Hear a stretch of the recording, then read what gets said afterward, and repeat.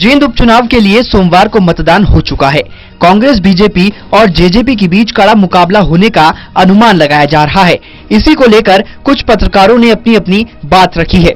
पत्रकार सत्येंद्र का मानना है कि ग्रामीण बेल्ट में कांग्रेस उम्मीदवार रणदीप सिंह सुरजेवाला और जेजेपी प्रत्याशी दिग्विजय के बीच कड़ी फाइट देखने को मिल सकती है। जींद विश्व उपचुनाव के दौरान मतदान अच्छा हुआ है ठंड के मौसम को देखते हुए, और यहाँ 5 राजनीतिक दल मुख्य रूप से रहे हैं, लेकिन मुख्य मुकाबला 3 पार्टियों के बीच है, बीजेपी, कांग्रेस, जेजेपी।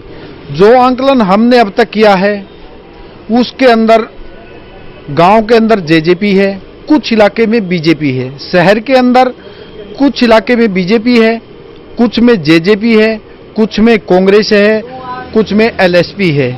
मगर एक चीज खास बात ये देखने को आई कि सेकंड रन गांव में देखें वहां कांग्रेस है, शहर में देखें वहां सेकंड रन कांग्रेस है। इसलिए अंदाजा लगाया जा रहा है कि शायद जींद में विनर कांग्रेस है। वहीं पत्रकार अशोक का मानना है कि उपचुनाव में जिस तरह से बम्पर वोटिंग हुई है उससे बीजेपी और जेजेपी के बीच सीधे टक्कर होती दिख रही है।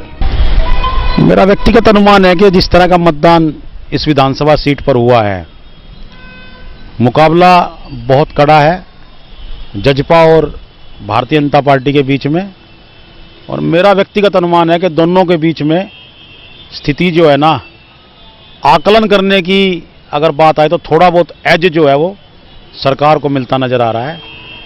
जजपा ने चुनाव बहुत ठीक ढंग से लड़ा है और जजपा बिल्कुल नेक टू नेक फाइट में बीजेपी के साथ लड़ाई लड़ रही है। मेरा मानना है कि सुरजेवाला चुनावी रेस से शायद बाहर है, चुनाव की रेस में सुरजेवाला नहीं है। मुकाबला जो मुख्यतः है वो दिग्विजय और भाजपा प्रत्याशी के बीच में ही रहने की संभावना है। पत्रकार प्रदीप का कहना है कि कांग्रेस, बीजेपी और जेजेपी के सीधे मुकाबले हैं। कांग्रेस ने रणदीप सुरजेवाला को उम्मीदवार बनाया है जो बड़ा चेहरा है, वहीं गांव में जेजेपी को काफी फायदा मिलने वाला है। देखिए सर, ये जो मुकाबला है ये त्रिकोणीय रहेगा। पहले आम चुनाव था, लेकिन रणदीप सिंह सुरजेवाला जब उन्होंने नामांकन भरा तो ये एकदम से रोमांचक हो गया, और तीनों प्रत्याशी हैं जो जेजेपी, बीजेपी और ये जो रणदीप सुरजेवाला है एकदम कड़े मुकाबले में है, तो जीत का फासला भी बहुत कम रहेगा। तो जैसे जेजेपी है, जेजेपी ने एकदम 2 महीने में, जैसे 2 महीने पहले पार्टी बनी थी तो उन्होंने काफ़ी मेहनत की है, तो लगता भी है कि वो मतलब मुकाबले में कड़ी टक्कर में है।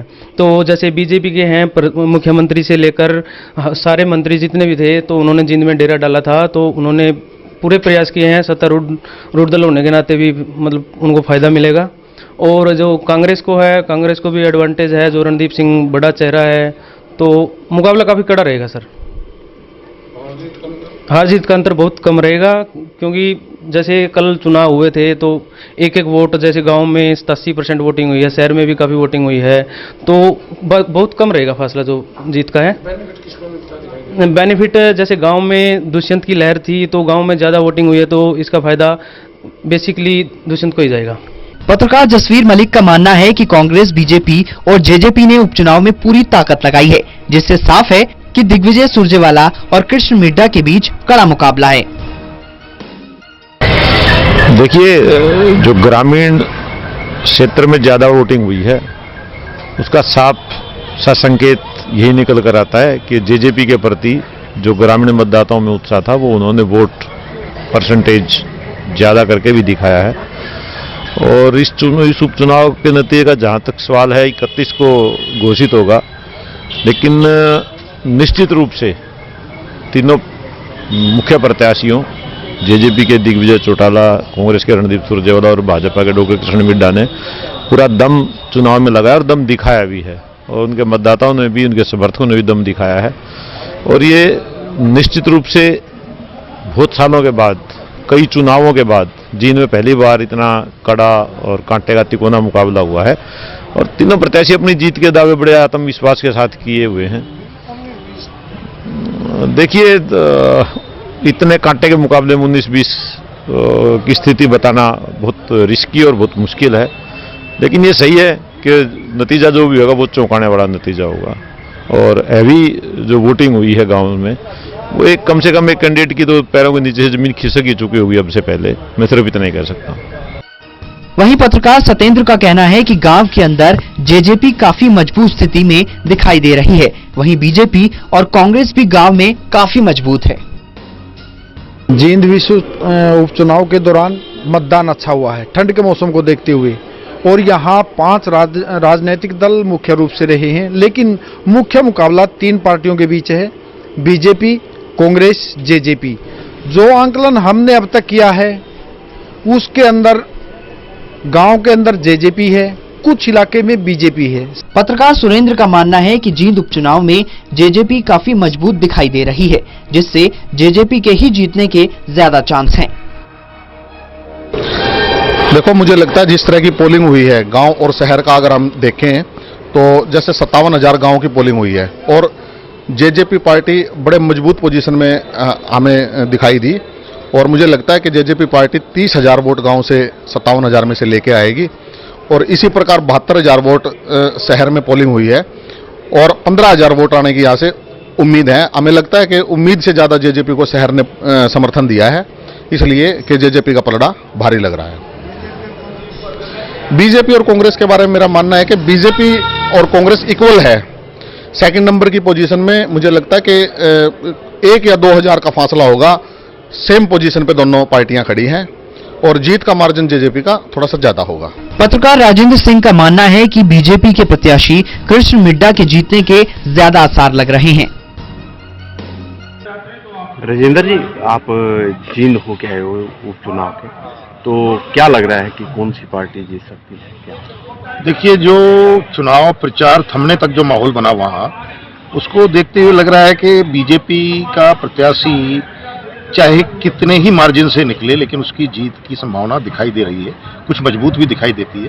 कारण क्या है कि उसका हर वर्ग में भारतीय जनता पार्टी के प्रत्याशी का प्रभाव और समर्थन दिखाई देता था, और कुछ प्रत्याशियों ने एक जाति विशेष और समुदाय विशेष के बल्क वोटों पर ही भरोसा किया, तो वो वोट एक जाति समुदाय के वोट बढ़ते हुए दिखाई दे रहे थे कि वो 2-3 हिस्सों में बंटने वाले हैं। तो इससे मुझे लगता है कि भारतीय जनता पार्टी के प्रत्याशियों ने थोड़ा थोड़ा हर वर्ग में अपना समर्थन जुटाया है, हर वर्ग उसके साथ है, तो उसके जीतने की संभावनाएं अधिक हैं। और उसके फादर भी पहले दूसरे दल में रहते हुए प्रत्याशी थे, लेकिन वो लगातार 2 बार चुनाव जीते हैं, और उनका एक सामाजिक प्रोफाइल इस तरह का था कि वो समाज से बड़ी गहराई से जुड़े हुए थे। और जिन जाति विशेष की बात की जाती है कि वो एक व्यक्ति प्रत्याशी विशेष के या जाति विशेष के प्रत्याशी को वोट देंगे, उस जाति विशेष में भी उनका प्रभाव देखने को मिलता था। किसका मुकाबला मानते हैं? मुकाबला लगता है कि ये जो नई पार्टी थी, ये जननायक जनता पार्टी और कांग्रेस के बीच में कुछ दूसरे नंबर का कंपटीशन दिखाई देता है। अब ये कह नहीं सकते कि इनमें से दूसरे नंबर पर कौन रहेगा, लेकिन ये है कि भारतीय जनता पार्टी प्रत्याशी की जीत की संभावनाएं मजबूत है। जींद उपचुनाव में पत्रकारों की अलग अलग प्रतिक्रियाएं सामने आ रही हैं।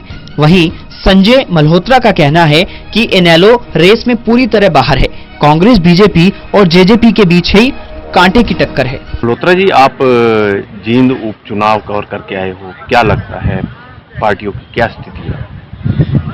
गावा साहब, जींद में निश्चित तौर पर जो मुख्य मुकाबला माना जा रहा था कि 4 पार्टियों में होगा, तो उनमें मुझे लगता है कि इनेलो तो लगभग रेस से बाहर नजर आ रही है, क्योंकि इनेलो जो लोगों से बातचीत हुई उससे लगता है कि कोई बहुत ज़्यादा समर्थन पार्टी को नहीं मिल रहा है। लेकिन बाकी जो 3 हैं उनमें काफ़ी टफ कंटेस्ट है, और जजपा भी अच्छा कर रही है। हालांकि लग रहा था कि नई पार्टी है तो शायद पता नहीं अच्छा कर पाएगी या नहीं, लेकिन जो ग्राउंड रिपोर्ट्स हैं और जिस तरह का उत्साह है लोगों में जजपा को लेकर या नए नेताओं को लेकर, वो नज़र आता है। लेकिन आप जो है बीजेपी को और रणदीप सुरजेवाला दोनों में बड़ी पार्टियां हैं और बड़े नेता हैं उनके पास, तो उनको रूल आउट भी नहीं कर सकते।